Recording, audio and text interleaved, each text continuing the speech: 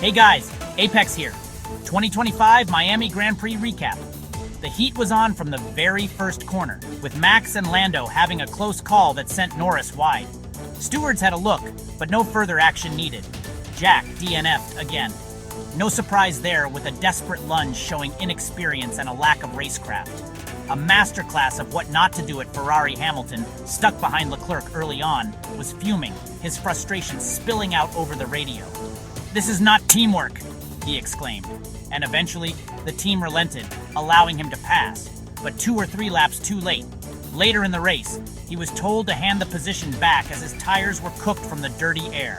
Verstappen, meanwhile, was grappling with his own demons, or should I say, brake issues. "Useless," he cried over the radio as the flying McLarens of Piastri and Norris breezed past.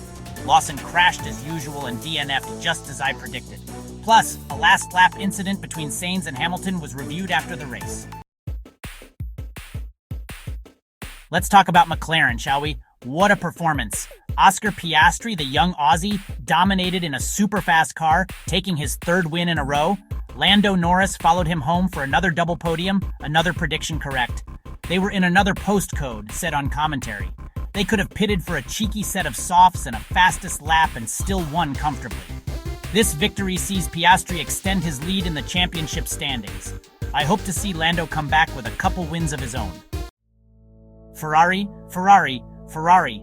More disappointment.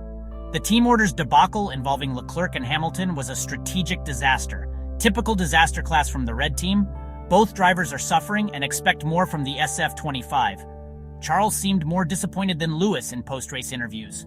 Ferrari needs to sort out their strategy and, more importantly, their car if they want to challenge for the championship this year. Or is it too late and should they look to 2026 already? Mercedes makes do, solid points, but pace still lacking. Mercedes had another race in no man's land. We barely saw them again. George Russell brought the car home in a respectable 3rd place, but he was a country mile behind the McLarens. It's clear that Mercedes still has some work to do if they want to close the gap to the front. Kimi had a great sprint quali, but that was it for his weekend. Red Bull's reality check. Max fought hard at the start, but eventually the car wasn't fast enough. It was a day to forget for Red Bull and Max Verstappen with a P4. Starting from pole position, the Dutchman had a race to forget, struggling with those aforementioned brake issues, and eventually finishing a distant 4th. "We were just slow," a dejected Verstappen admitted after the race. The McLarens were on another level today, and we had no answer for their pace. I am not sure we even saw Yuki for the whole race. Finishing 10th and just scoring points, still better than Lawson ever could do. Honourable mentions, Williams and Alex. A quick shout out to Alex Albon, who put in a stellar drive to finish 5th for Williams. That's a fantastic result for the building team, easily the 5th fastest team. Sainz' dive bomb at Hien didn't help, and he ended in 9th. Miami, another street track, and delivered an average race. We need to go back to purpose-built tracks for good racing. Imola not being one next time out usually brings an unexciting race. So, how did you go with your predictions? I scored a few. Don't forget to like and subscribe. Hit you on the apex!